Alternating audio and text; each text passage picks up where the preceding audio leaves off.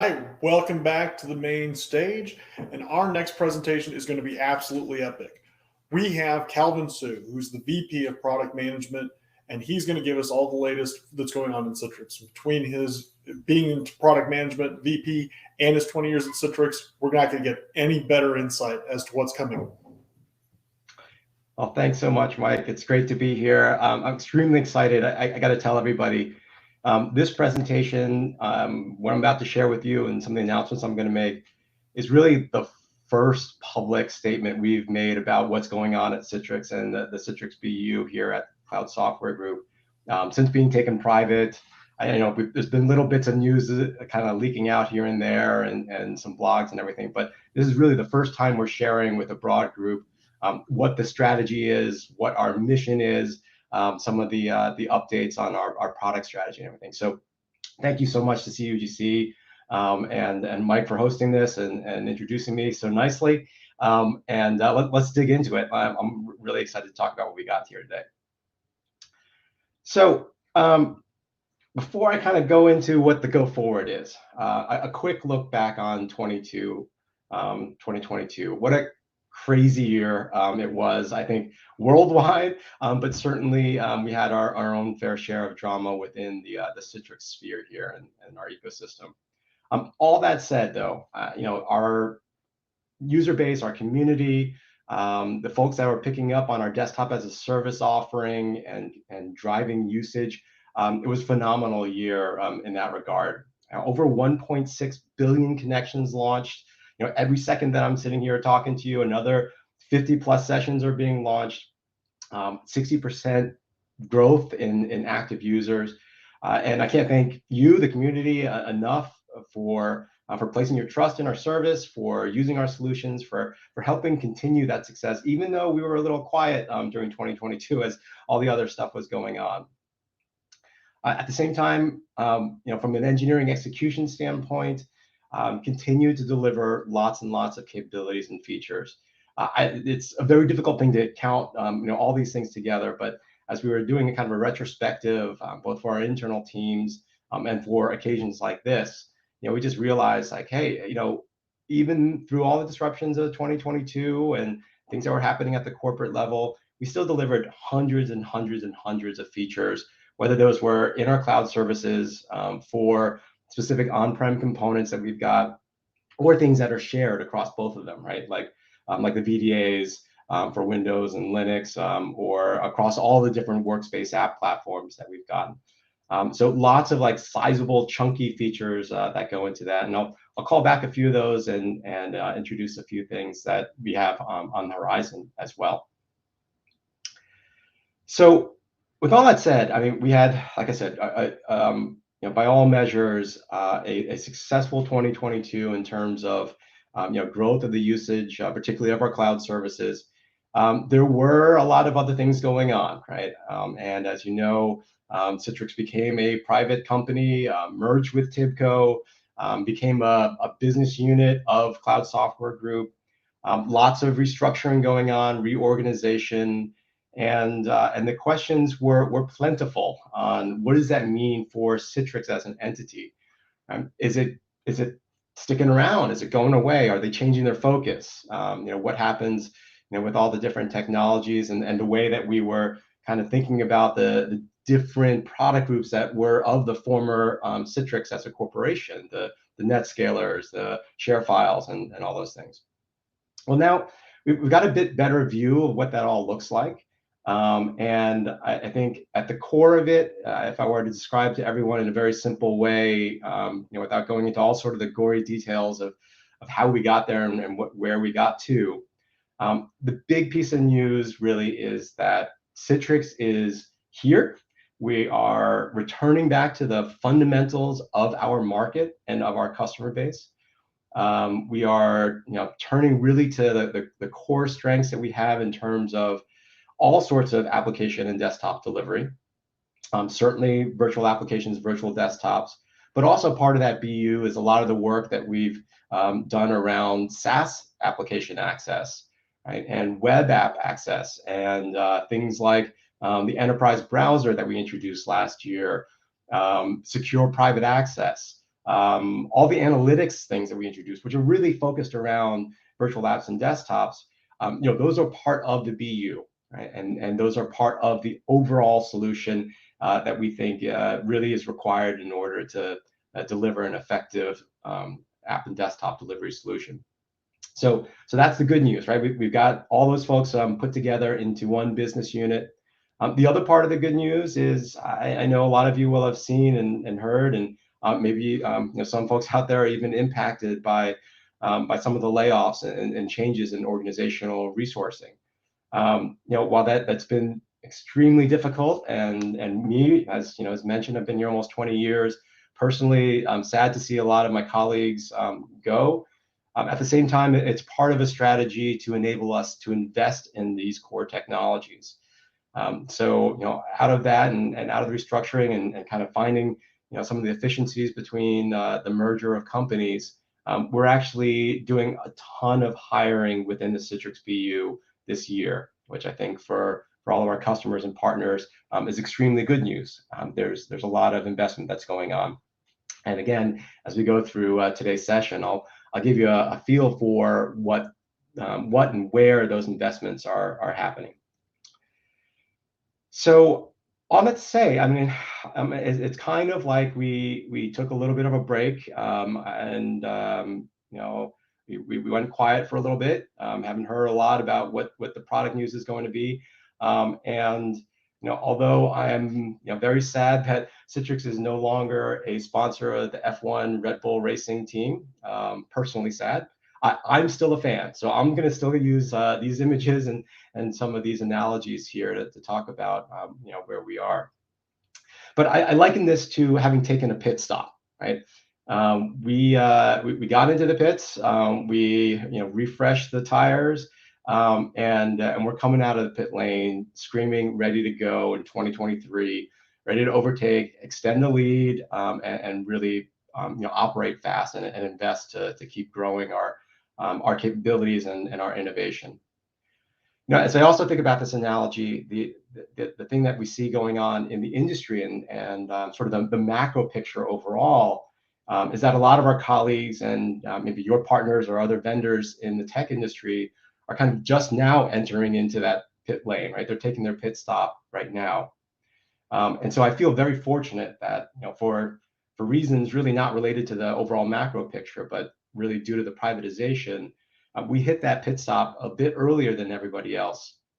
And so as folks are going through their layoffs and restructuring and M&A things that are happening out there in the industry, we've got our strategy set.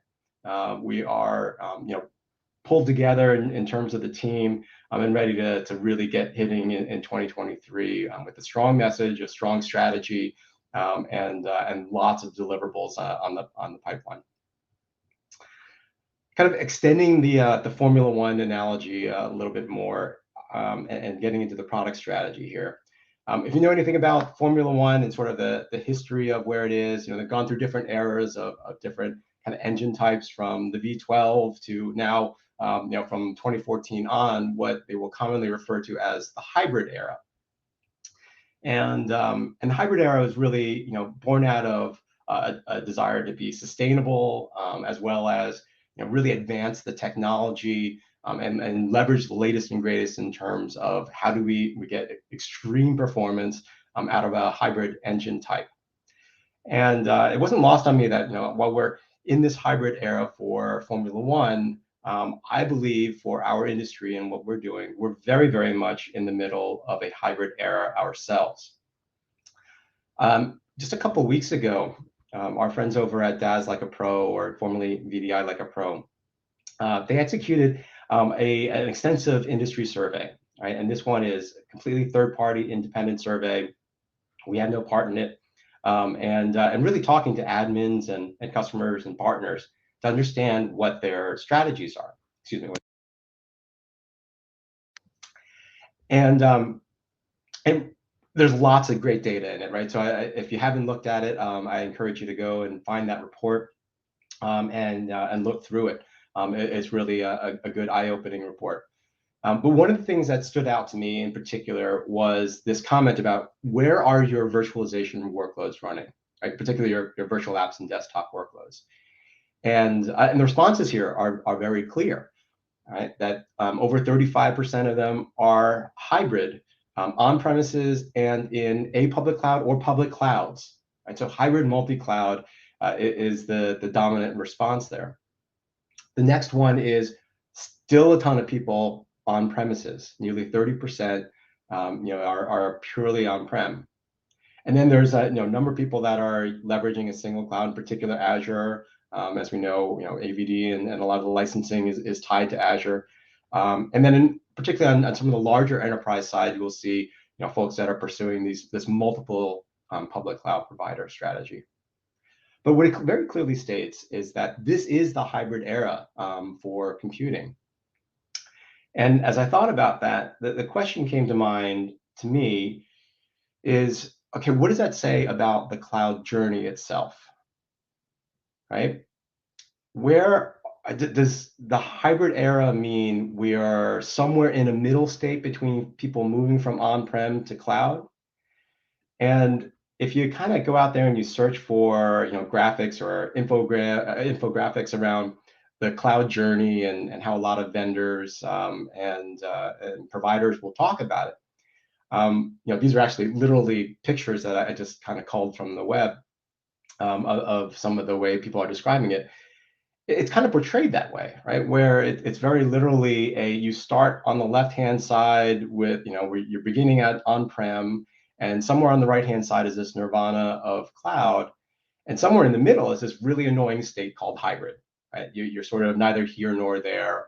It's really illustrated well on the bottom graphic there, where they say, you're on one side of the bridge with on-prem, and you're trying to get to the other side of the bridge, and if you're hybrid, then you're kind of stuck somewhere in the middle, and you're neither not at your destination yet.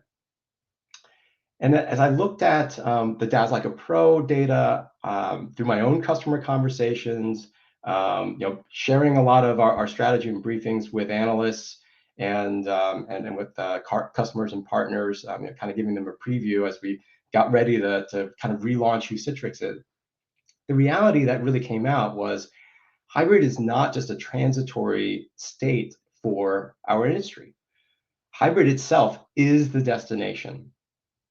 And if we reorient ourselves to think about hybrid as the destination, not just a midpoint, the wealth of opportunity in terms of enabling enterprises, enabling customers for what they're starting to realize are both on-prem and cloud use cases, the reality of our current economic situation, the reality of our current geopolitical global situation. It really unlocks a lot of opportunities for innovation, for, I think, differentiation for Citrix, and a lot of opportunity to really define what it means to be hybrid. And when I say define what it means to be hybrid, I think what I came to is that hybrid is not just about hybrid infrastructure, meaning on-prem data center versus a cloud or a public cloud set of compute resources, right? Hybrid really can mean many, many different things. So for example, starting at the top, maybe hybrid management. What if you have both on-prem and cloud control planes, right? To this point in history, when Citrix talked a lot about hybrid, we meant go to our cloud control plane, and then you could put your resource locations wherever you wanted. But I think the reality that's shaping up is that there are going to be customers and situations where you have an on-prem and a cloud control plane. And yes, you will have hybrid resource locations as well, on-prem and across cloud or multiple clouds where you want to put your workloads. You'll also have this idea of a hybrid workspace where, maybe your entire workspace, if you will, is the virtual desktop, and everything you get is provided through that full desktop experience. But increasingly, and certainly through the pandemic, we saw a lot of laptops were issued in order to enable remote working. And that hybrid workspace is now composed of virtual Windows applications, maybe some local Windows applications, a browser going to web and SaaS applications, right? And so there's this nature of a hybrid workspace that gets compiled and presented to an end user. And then there's also this idea of a hybrid device experience. They're accessing that hybrid workspace from a multitude of different types of devices, and quite possibly flowing in between them. And so those experiences, how do we make those kind of seamlessly go from one to the other? Certainly, as they're connecting from all those different devices, they may be connecting over different networks. And so hybrid networking and the whole hybrid multi-cloud being applied to how you manage the connections, the security, the performance, and the insights on all of the above, presents a hybrid networking opportunity. And all of that in support of this concept of hybrid work, whether you're returning to office, as many of us are, or continuing to work remotely or in a branch office. Right? And at the center of that is really, I think, where the current Citrix and the new Citrix strategy resides, is how do we make all of this hybrid work together? And some of these things we have today, we enable a lot of it already. But there are some other areas, I think, where, in fact, in speaking to this community that's closest to us than anybody out there, where there's a lot of opportunity. And I think, you start thinking about what we can do. The runway and the vision for innovation there is quite long. There's a lot of things that we can provide. A couple of sort of examples that are already in the works. Right? This is now we're starting to head into a little bit of the future insight into the strategy and how we're thinking. Before we get into it, these are things that are that we'll be coming back to the CUGC community to talk about the actual delivery of these things. But let's start with the idea of hybrid management.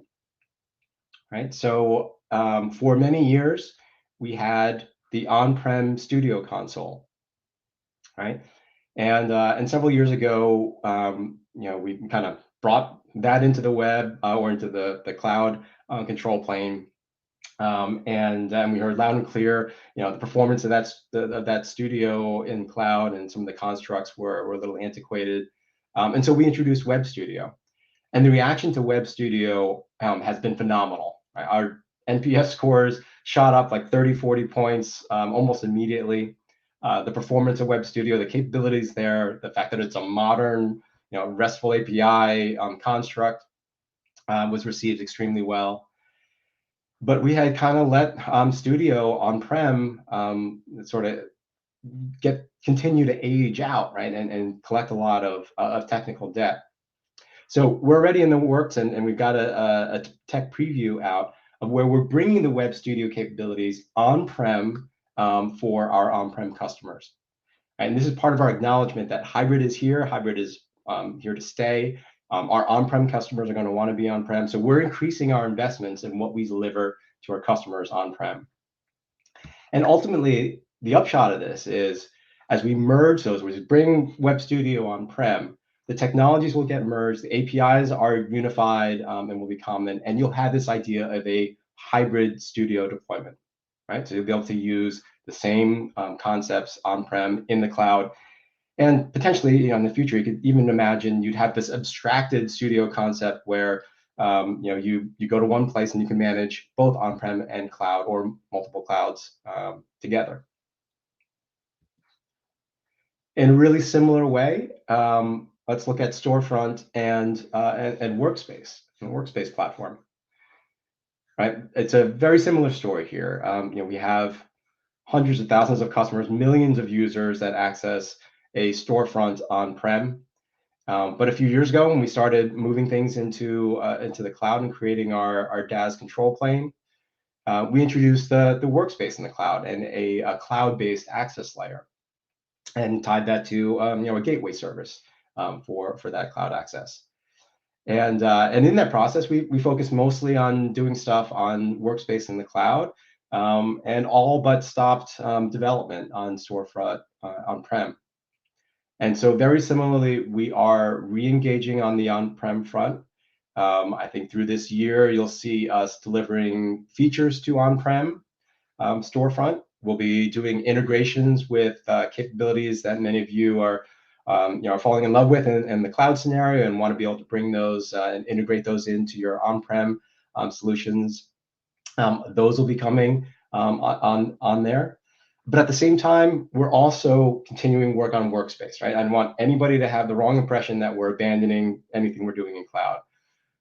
Remember that increased investment in the BU that I talked about earlier? What we're doing is increasing investment on-prem. We're not taking away investment in cloud.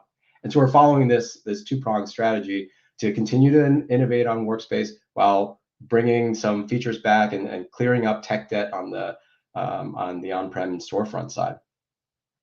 And so the upshot of that will be that as there's an underlying common layer of technologies that we're continuing to build, even as we do both those separate paths. And so like a similar story with Studio, will ultimately be combining and merging the technologies at some point in the future to where you have this idea of storefront anywhere, right? Storefront on-prem, you can run it as a cloud service, and you'll have this hybrid access layer that is effectively the same functionality as a storefront workspace. Given that most people are familiar with the storefront name and term and componentry, chances are that that's the name that'll win out over time. But again, a hybrid access layer for all your users. So hopefully that's exciting for folks, and really a great example of how we're thinking about hybrid and how we're reinvesting in a lot of things that so many of our customers that are on-prem, and continuing to enable them for the future. That's not all. We're also getting ready here to announce that we're making something that we call the app personalization service available to all of our subscribers. So really, if you're not familiar with it, the idea here is that we kind of protected the Citrix Workspace icon and the branding and the placement on end user screens over the last couple of years. We did have capabilities for customizing it. In some ways, it was very kind of light branding that you were able to do on your own. There was a deeper level of customization that we kind of held under wraps and really only for millions of dollars and with 30,000 users you could have access to it. That's all changed under this new strategy. We want Citrix to be yours. We want the Workspace app to be yours, right? And so, if you're Acme Pharmaceutical, that Citrix icon, the naming, the placement, the loading screen, the installer, everything that shows up in the toolbar, the tray icons, all the pop-up screens, those are yours now. You'll be able to modify those, make that look like your company, make it look like your product for your end users. In addition, we'll also add the capability to pre-add store URLs in there. So just helping that whole onboarding experience go more seamlessly. All right, so I'm really happy to make this announcement. I think it's something that's frankly a little bit overdue, but I think is another example of our direction and how we want our Citrix to become your Citrix. Speaking of the interface and the end user experience in working with our applications, that is also very shortly here in the early part of this year, getting modernized and extremely streamlined.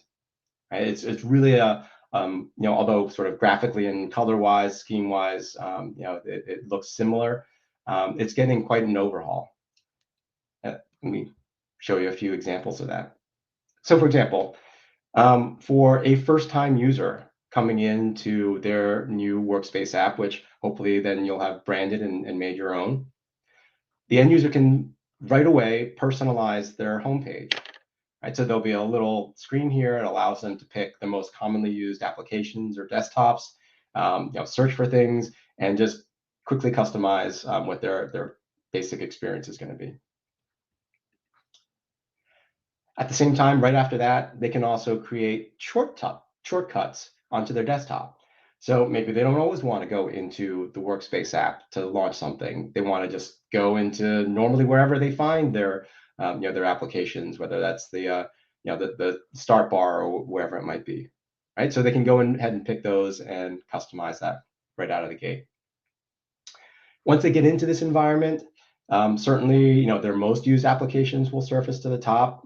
That's something we've done for a little bit, but also suggestions that you want to make, and bookmarks that they make themselves can appear here, just making it streamlined and productive. And one thing I want to point out here is, like, if you're familiar with what the current workspace looks like, it's a bit of an experience that was designed around a different strategy altogether.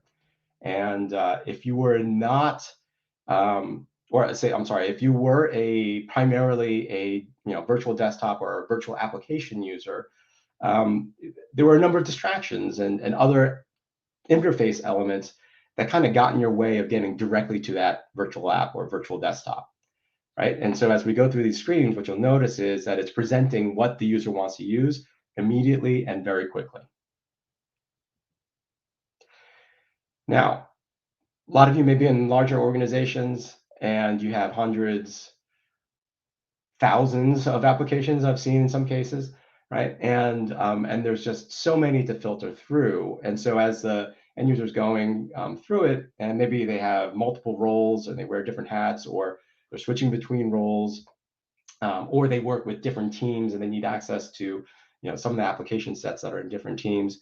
We're bringing back this ability to create these tabs of applications and really categorize them, and enable that to be an admin controlled capability, right? Just making it much easier to sort through everything and make sense of all the resources that are available to that end user.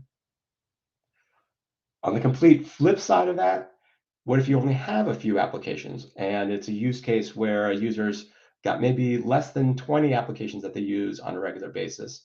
Well, this becomes overbearing, right? So why not just have an interface and a version that just presents a very simple, streamlined homepage with just everything that they can have access to, right? So kind of both extremes of it, we're covering off the bases. And really this comes thanks to so much of the feedback that we've gotten from your end users, from the community, and from partners.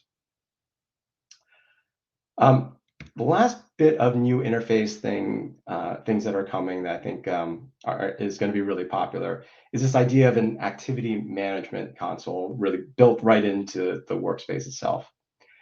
And in a nutshell, what this is it allows the end user to see what resources they have running and take some action, like logging out and closing applications. Maybe there's a hung session somewhere, and rather than calling the help desk and trying to figure out what's going on, but just let them go in and cancel the session on their own and kill it. Maybe they don't even realize that they're consuming resources. They left something open a while ago, and they go in there and they think, oh, well, I can shut that off. I don't really need that running. We've had actually a number of requests from customers that want this capability because they have sustainability initiatives, right? And so if they can shut down machines, and maybe send messages to end users saying, hey, would you like to help your company and the planet by saving energy? And be sure to shut down these machines if you're not using them or you don't plan to use them in a while. And just kind of putting that control in the end user's hands, and making it very easy and accessible and visible for them to get to it. So another cool new feature that that'll be coming with this overhaul of the user experience.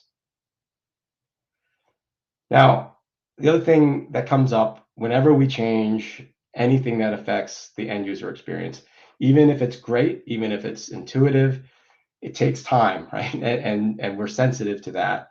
And we know that you guys have to change your documentation. You have to go through some processes, change control, all that sort of things, and user acceptance testing. And so we're building into this process time to transition into this new user interface. So the default one there that's up there on the left-hand side, it'll remain the current UI as is, untouched, until you're ready as an IT team to say, okay, we're ready to push the new one. In getting ready to push the new one, we're building in a capability to enable the UI just for specific user groups for testing. All right, so whether you take 3 months, 6 months, whatever it is to kind of acclimate everybody in, we're giving you that time to make the change, help the migration for the end users. Our hope is, however, that what you've seen here and what we actually deliver is just going to be intuitive enough that for the most part, most users will just be like, oh, this is just the way it was supposed to work in the first place, and it'll be an easy transition for them. All right. I'm nearing sort of the end of my updates here. There's lots more to come and to go in 23. But just kind of going back again over 2022 and HDX in particular, I just grabbed from our latest engineering reports on the year, all the features that were delivered for HDX throughout 2022. And well, it's a ton of stuff, obviously, as it scrolls there off the screen. What really struck me is that there's just a wealth of things there that are not just about speeds and feeds, although there's a ton of that as well, right? Improving performance, bandwidth consumption, tolerance to high latency and things like that. A lot of it is about making the applications, the resources that you want to really work.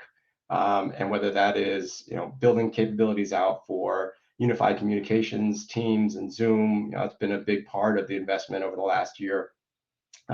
Or it's additional peripherals that you want to enable, multiple screen format and form factors, enabling mobile devices to have multiple external monitors and configure them as they need it.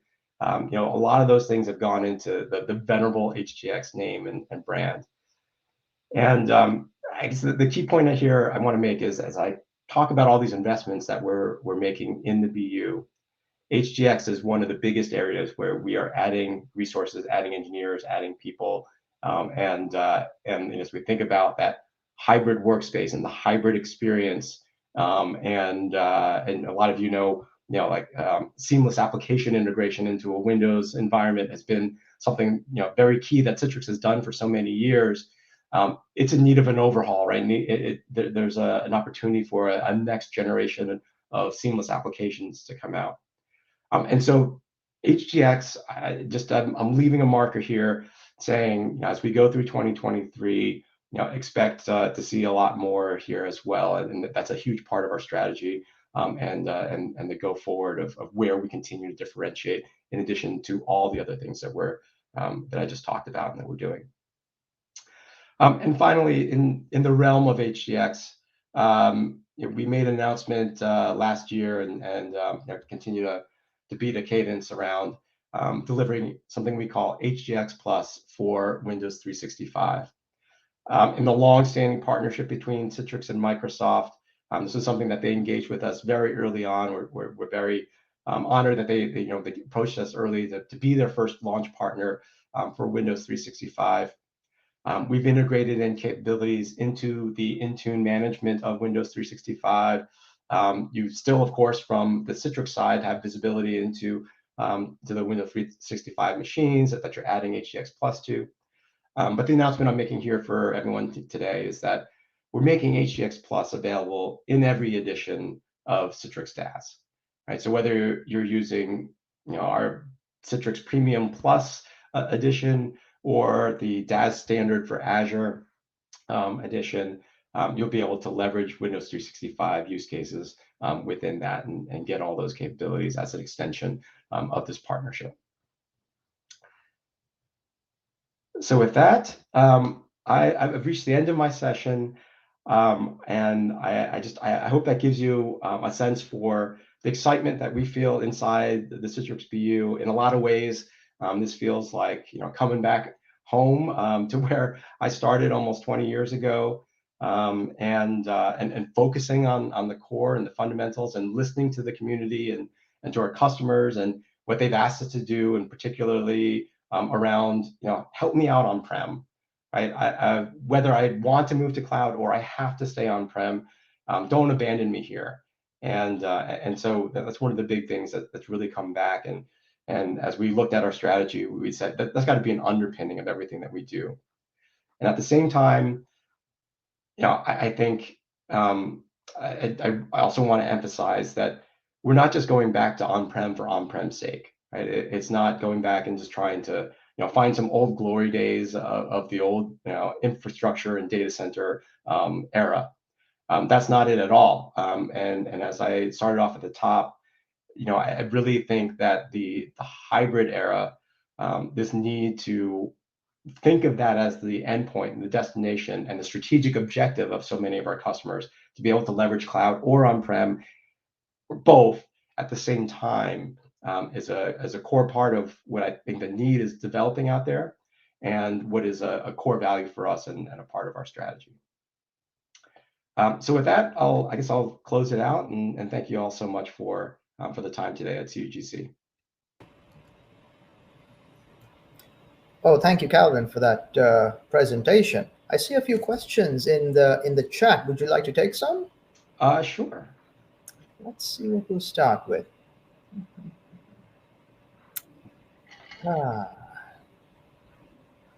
When will we get feature parity between Mac, Windows, Linux, Workspace apps?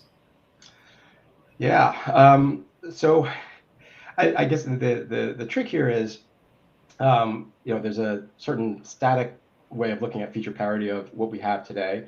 As mentioned, there are a number of new innovations and changes coming. So there'll kind of always be this kind of chase.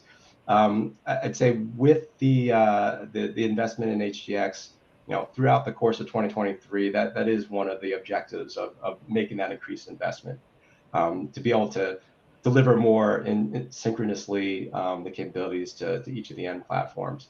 So I'll say I can't put a particular date on it, but I will highlight that as a priority for us, an area of investment, and one of the things that we work with, under the new corporate structure, to be able to add more resources in.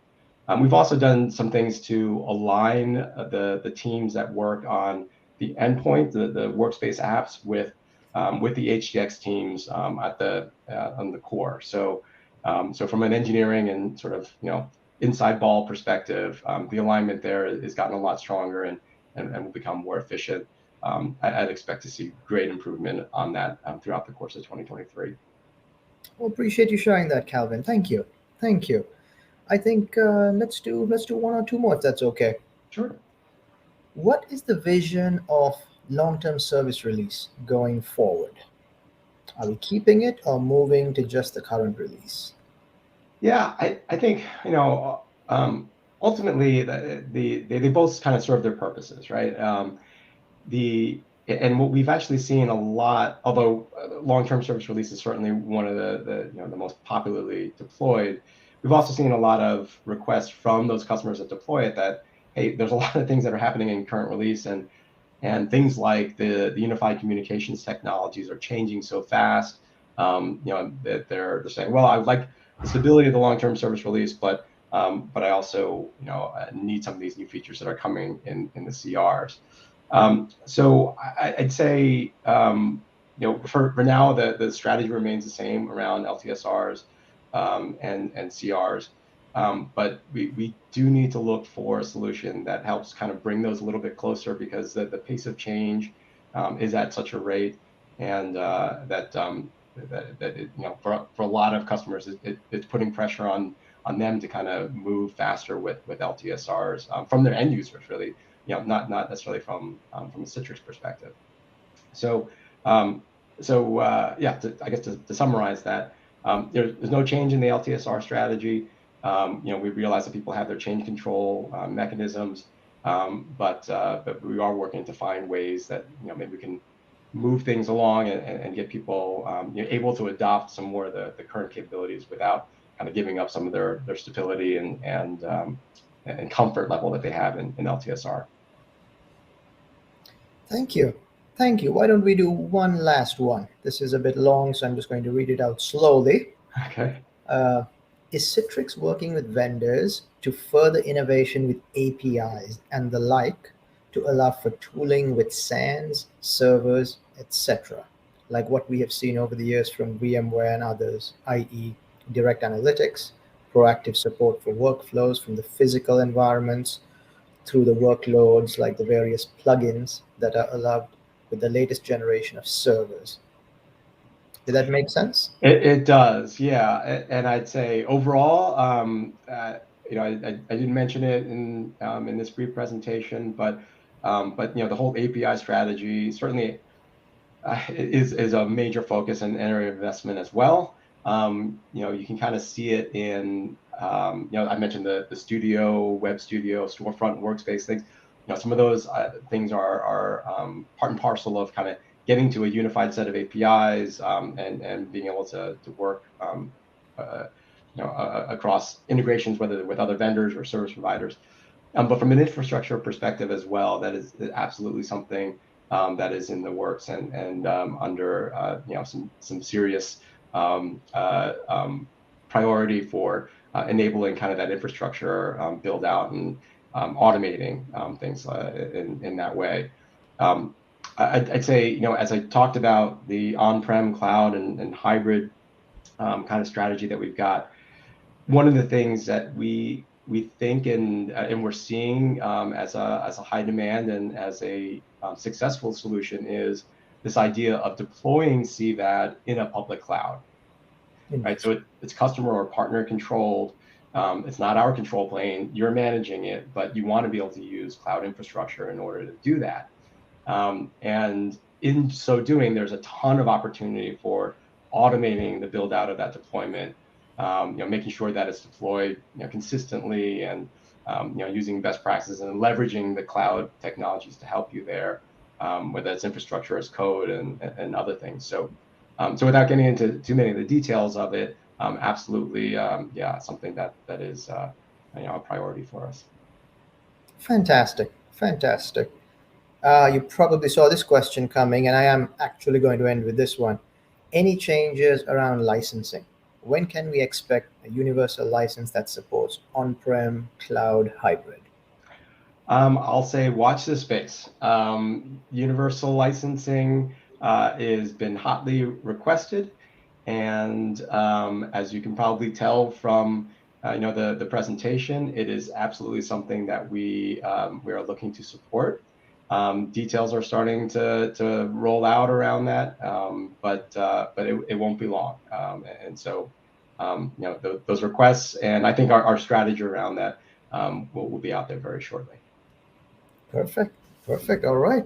Well, with that, thank you again for the amazing presentation and for sharing your thoughts, Calvin. Awesome. Thank you, guys. Thanks, everyone.